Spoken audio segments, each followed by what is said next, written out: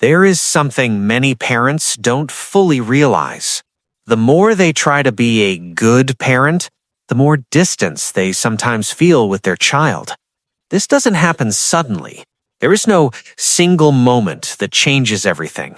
It usually happens gradually, through small things that often seem harmless at the time. At first, everything feels normal.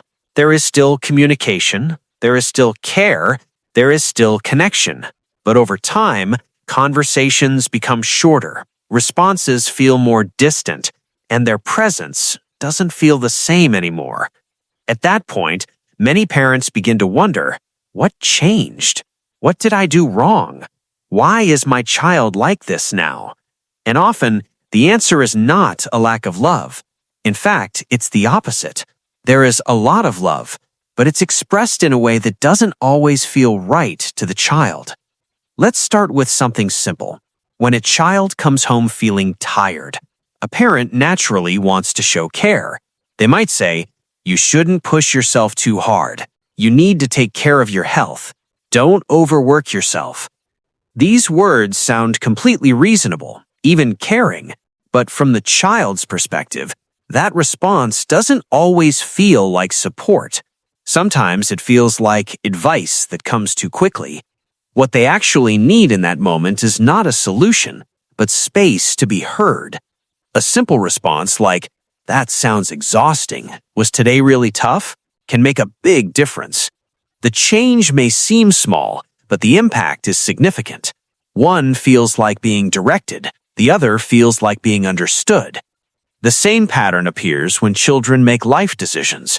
When parents respond with, "Are you sure? That's not a good choice. You should think about it more."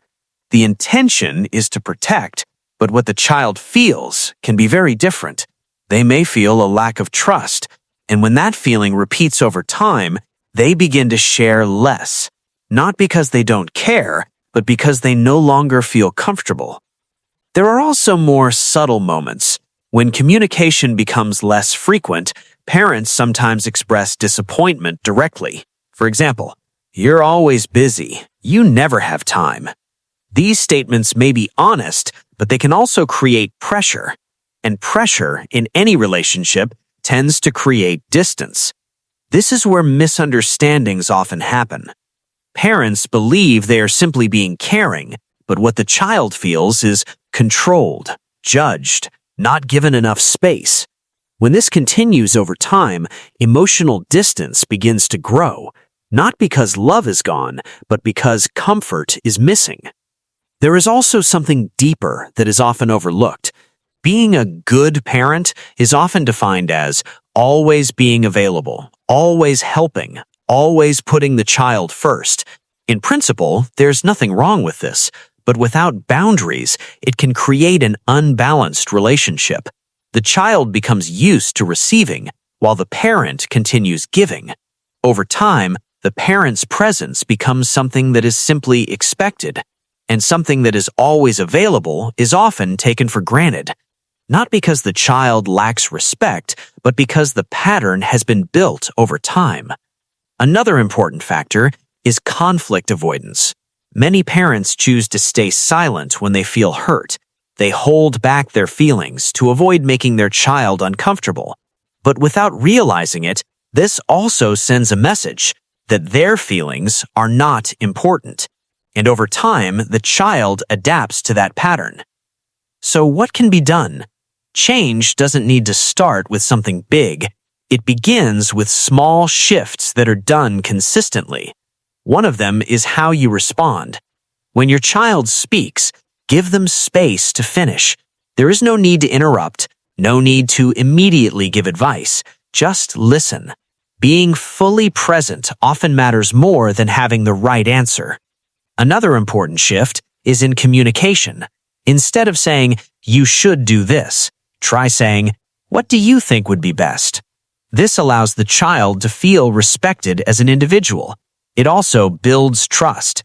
Setting boundaries is equally important.